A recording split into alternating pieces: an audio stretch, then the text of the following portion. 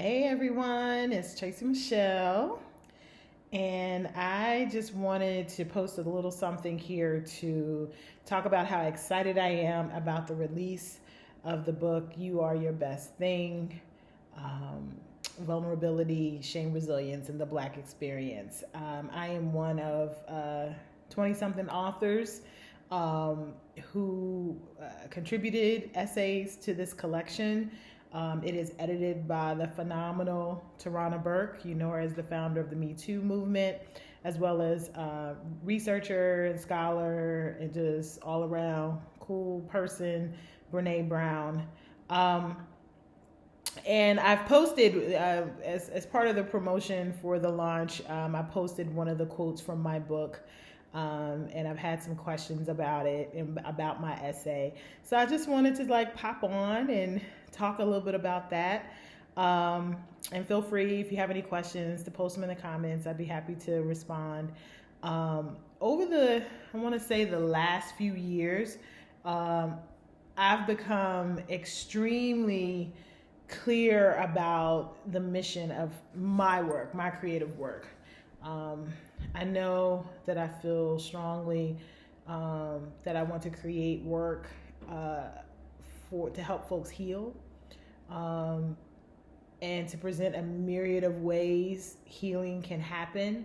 I want to never ever shy away from speaking about the hard and heavy and traumatic things that can show up along the healing path. And I often use my own journey as sort of a path or a model for how I approach my creative work.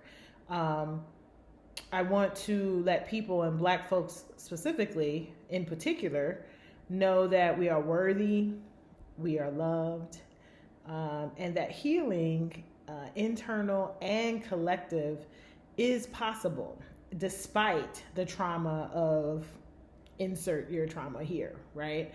And particularly as a group that's often marginalized in this country, it is just incredibly important that we, have every resource available to us to be able to continue. I don't even want to say begin, but continue the healing process from, our historical arrival here in this country.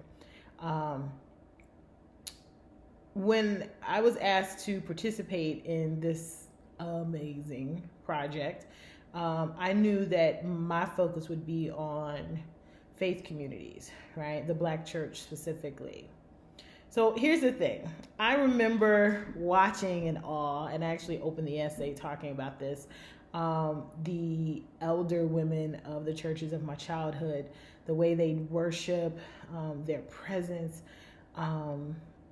It was just something about it that I was drawn to. And I didn't really often say anything about it, but I was always watching. But I wasn't just watching, right? I was listening, right, to what they said to young girls who came into the church with the skirts just a little too short. I listened to what didn't get said when deacon so-and-so or pastor whatnot was inappropriate. I felt them, I think, holding their tongues in the face of clear disregard, degradation. But then, unfortunately, also seeing those unspoken words kind of turned onto themselves and to other women. So there was this thing, right? There was this part of who they were that I felt connected to, right? But then there was this other part that felt a lot like survival. And I love them. I love them. I still love them. I love us dearly. And specifically, the Black church has been such a foundation for so much. But I think even at a young age, I discerned, even though I know I didn't have the language to articulate what I was sensing, that there was so much unhealed stuff, right? There was so much manipulation of scripture that I think in some cases came from trying to make sense of a world that constantly dehumanized us.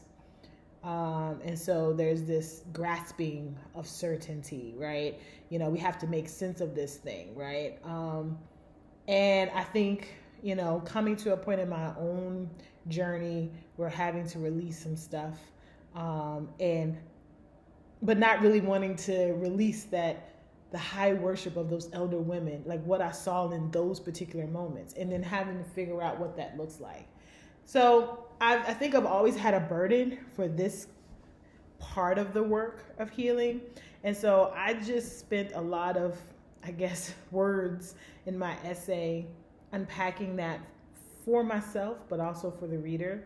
And so, you know, I guess I just share that with you because I wanted you to know a little bit about what the essay, of course, was about, but also I think my perspective, where I'm coming from. And so I look forward to the feedback. I look forward to the discourse. I look forward to, and on top of the fact that the other essays in this joint is like crazy. Like, and I'm so grateful. I'm not going to cry. But I'm so grateful for the opportunity to be a part of this project, to read the work and to have my work included in a book that also has, you know, writers and that I teach, right? And that I, you know, admire. And so I just hope that you're challenged and blessed by the project. Go out and get your book, support indie bookstores, and thank you so much for your support. Again, hit me in my comments if you have any questions that I can answer, and I will certainly do that. Take care.